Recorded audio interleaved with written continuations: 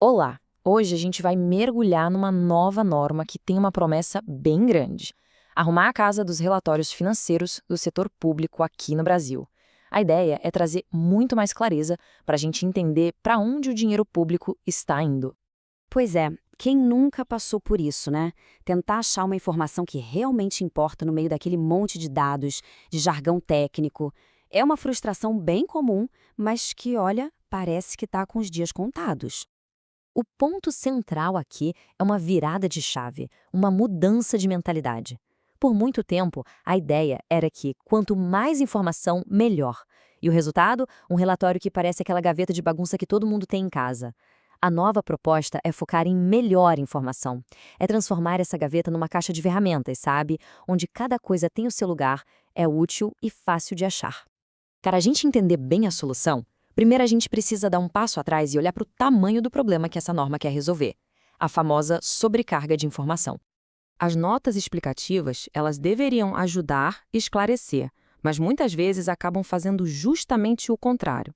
Segundo a própria norma, o excesso de detalhes que não são importantes pode acabar, na verdade, escondendo aquelas informações que são cruciais para tomar uma decisão ou para fiscalizar direito.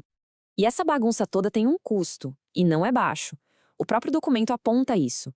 Colocar informação que não precisa aumenta o custo de preparar o relatório, complica a vida de quem precisa ler e entender aquilo, esconde o que é de fato útil e, no final das contas, prejudica a transparência e a responsabilização de todo mundo. Ok, mas então qual é a saída? Bom, vamos entrar agora na nova regra, que é toda construída em cima de um único e poderoso princípio: a relevância. Formalmente, a gente está falando do Comunicado Técnico CSPST-02. E o objetivo dele é super direto: orientar sobre a divulgação de informações que são relevantes e, o que é tão importante quanto, a não divulgação daquelas que não são. Ele passa a valer oficialmente em 2025, mas fica a dica de que a adoção antecipada é super bem-vinda. O conceito-chave aqui é esse: relevância. E a força dele está na simplicidade. A norma diz o seguinte: uma informação só deve estar no relatório se ela tiver o poder de influenciar uma decisão. Se não tem esse poder, ela está só fazendo barulho, criando ruído. Certo. Mas como é que se aplica esse princípio na prática? Isso leva a gente para um outro conceito, o de materialidade, que funciona como uma ferramenta para a gente conseguir julgar o que é relevante ou não. Materialidade não é só sobre números grandes, viu? O julgamento precisa ser feito em duas frentes. Uma é a quantitativa, que olha para o valor, para o tamanho da coisa. Mas a outra, que é fundamental, é a qualitativa. Ela olha para a natureza da informação. Um valor que parece pequeno pode ser extremamente material, dependendo do contexto. Essa é a pergunta de US$ 1 milhão, não é mesmo? Como é que o profissional de contabilidade, na ponta da linha, decide o que entra e o que fica de fora do relatório?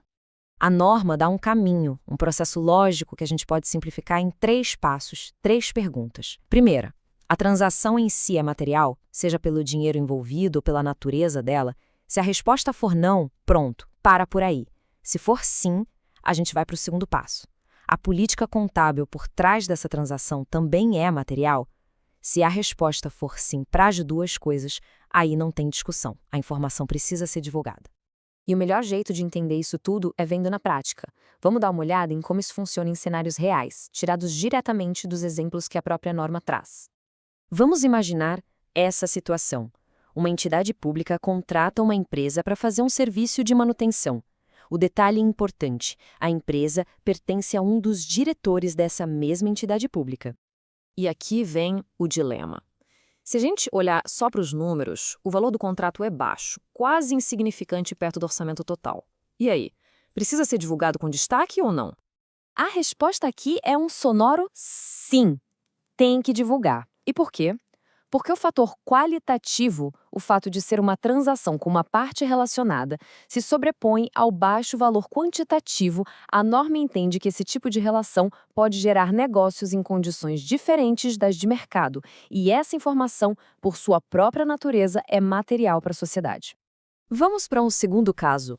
Pensa num governo estadual ou municipal que pega um empréstimo bem grande. Uma das cláusulas desse empréstimo, que o mercado chama de covenant, exige que a dívida não passe de um certo limite em relação ao seu patrimônio. O ponto crucial aqui é o risco envolvido. Se essa cláusula for descumprida, a dívida inteira, que era para ser paga em anos, vence de uma vez só. Isso poderia quebrar as finanças do governo. A pergunta é: esse risco futuro precisa ser detalhado nas notas? E aqui a resposta é mais sutil. Depende. É aqui que entra o tal do julgamento profissional. A norma orienta a analisar a probabilidade. Se o limite da dívida é muito apertado e o risco de descumprir a regra é real, essa informação é supermaterial e precisa ser divulgada. Agora, se o limite é bem folgado e a chance de quebrar essa cláusula é bem remota, a informação não é considerada material. É um exemplo que ilustra perfeitamente esse exercício de julgamento. Tá, então o que a gente tira disso tudo? O grande objetivo, no fim do dia, é criar relatórios que realmente sirvam de base para a tomada de decisões melhores. A nova filosofia, então, fica bem clara. Não é sobre copiar e colar trechos de leis, é sobre priorizar, sobre resumir, é sobre evitar a avalanche de dados. É entender que mesmo que uma regra peça para divulgar algo, o filtro da materialidade sempre se aplica. O foco muda de preencher uma lista de tarefas para fornecer informação que seja de fato útil.